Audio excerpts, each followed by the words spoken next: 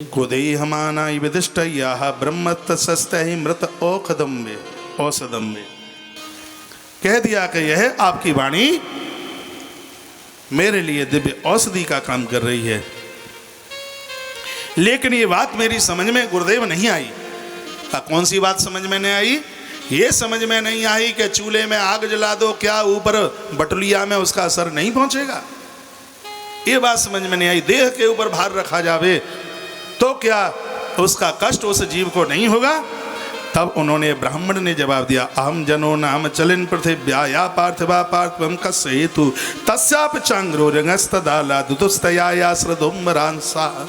अहम जनो नाम चलन पृथिव्या, हे राजन, धरती पर मिट्टी का डेला, उसके ऊपर एक मिट्टी और फिर उसके ऊपर एक मिट्टी का डेला, फिर उसके ऊपर एक मिट्टी का डेला और उसके ऊपर एक मिट्टी का डेला रख दो। हे राजन, ऊपर के मिट्टी के डेल का वजन नीचे के मिट्टी के डेल को कभी भी उसका आवास नहीं होता। उसी प्रकार से अंशेद दावी शिवका चियसा सभी राजे पदोस्त आशा। शिवका यानी पालकी, ये पालकी लकड़ी से बनी और लकड़ी जमीन से वो मिट्टी के तुल्य ही है। धरती पर एक रघुगढ़ नाम का व्यक्ति जिस पालकी में बैठा है, मिट्टी का पुतला है, और पालकी जमीन में से, पेड़ में से बनी वो मिट्टी, और यहाँ एक भरत नाम का, जड़ भरत नाम का व्यक्ति जा रहा है, वो भी मिट्टी का पुतला ही है। जैसे पत्थर का वजन पत्थर को नहीं लगता, उसी प्रकार से तेरा वजन मुझे कैसे लगेगा? अरे भैया, देह का संबंध आत्मा से बिल्कुल किसी भी प्रकार से नहीं है।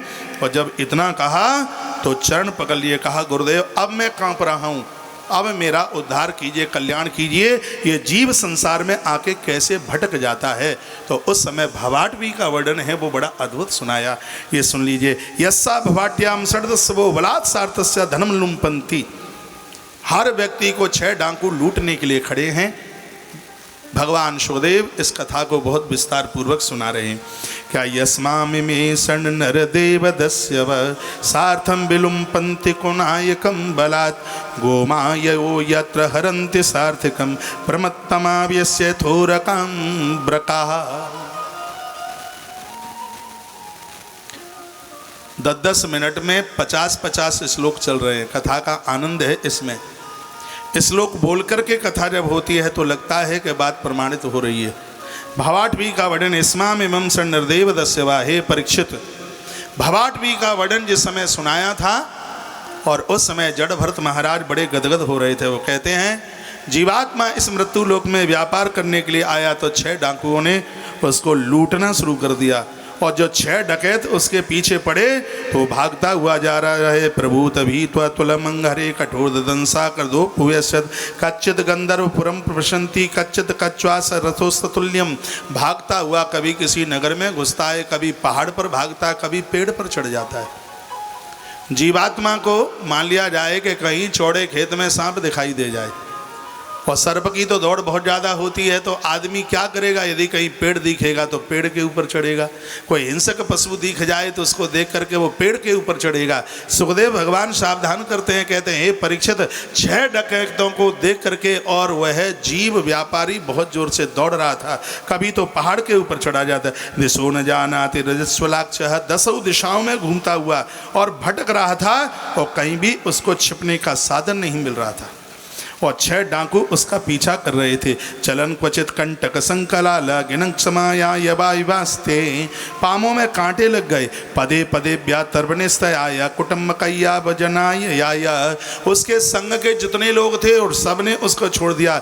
भागता हुआ जा रहा है, और भागता भागता वह एक बियाबान जंगल में जाकर के पहुंच गया।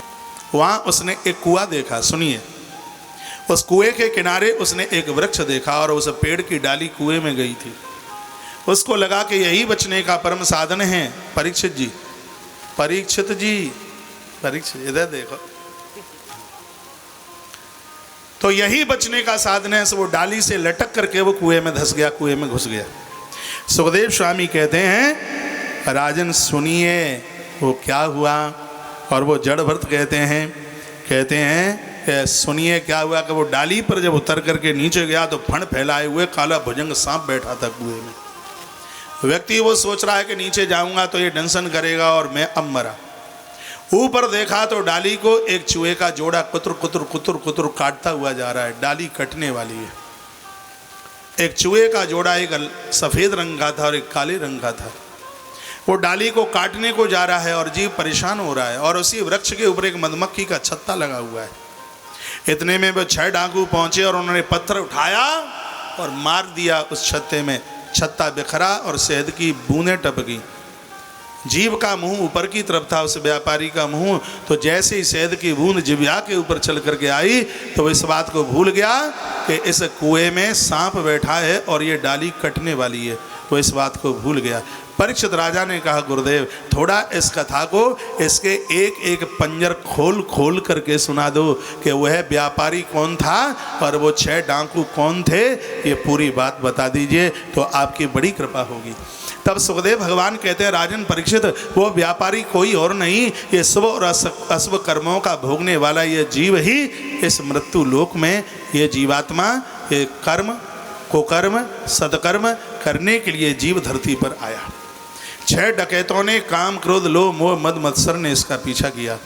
भागता भागता ये पहुंचा, और ये कहाँ पहुंच गया, कहा कि ये एक कुएं में जाकर के, वो गृहस्थ आश्रम ही उस को कूप बताया गया, वहाँ पर मानव देही को एक वृक्ष बताया, उसकी डाली कुएं में गई है। डाली कोई और नहीं, मनुष्य की आयु ही वो डाली है जिस डाली पर ये मनुष्य उल्टा होकर भवसागर के कुएं में लटक रहा है।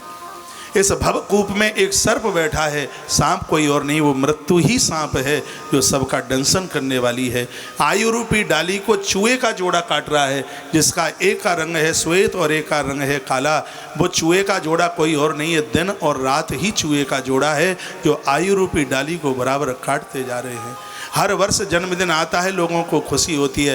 प्रसन्नता काय बात की होगी, हर साल तो 1 साल छोटे रह जाते हैं। धीमे धीमे सब समय निकलता हुआ जा रहा है। थोड़ा सा समय चंबल के रेत की तरह जिंदगी पूरी की पूरी हाथ में से खिसक गई है। थोड़ा सा बस समय बचा है। अब यह समय ईश्वर को दे दिया जाए तो जीव का निश्चित रूप से कल्याण हो जाएगा। लेकिन स्थिति तो यह हुई है कि जब शहद की बूंद जीव पर आती है तो वो सांप को भी भूल जाता है, डाली कट रही है उस बात को भी वो भूल जाता है, वो मौत को भूल जाता है। शहद की बूंद ये संसार का मोह ही तो है। जहाँ लोग कहते हैं मेरो तो पुतुआ बहुत कमाऊ है, मेरो तो आदमी बड़ो मलूक है, मेरो तो लाला राजा बाबू है, बस बाई में खुश करके छाती का छत्तन्ना हो जाता है, छाती निकल आती है बाहर, खुश हो जाता है और दिन रात उस आपाधापी में लगा हुआ है। कभी भगवान का भजन करता नहीं। दिन रात को मिला करके 24 घंटे होते हैं। ईश्वर अपने लिए 3 घंटा मांगता है। इस परिवार को 21 घंटा आप दे दें, कम से कम 3 घंटा तो भगवान के लिए निकालिए। लेकिन आदमी इतना बेईमान हो गया है, बातें बनाता है लेकिन कभी ये भगवान को समय बिल्कुल देता नहीं। और जब वो परिवार की मोह की बूंदें उसकी जिह्वा पर होती है तो ये दिन रात ये समय का चूहा उस डाली को काट देता है। मौत उसको अपना भोजन बना देती है। आई थे हरि भजन को ओटन लगे कपास, मनुष्य से देवता बनने के लिए आया था लेकिन वो नाली का कीड़ा बन गया। राजन यही भवाटवी है और वही तुम करने को चले और इतना सुना, चरणों में शरणापन्न हो गया, चरणों में गिर पड़ा, आंख में आंसू आ गए और रोने लगा। रघुगढ़ पियदनोस्या संन्यस्त दंडा कृत भूम मित्र अजत्यतात्मा हर सेवया तम ज्ञान समादाय तराति पारम। हे गुरुदेव, आपको मैं वंदन करता हूँ, प्रणाम करता हूँ, आपने मेरा जीवन बचा लिया। और क्या कहा इसने, सुनिए। अहो ने जन्मा खिल जन्म शोभनम किम जन्म भिस्ता परमेस्तमुस्मनि न यत्र सीकेश से कृतमाना महात्मनामम प्रचुमम समागमम।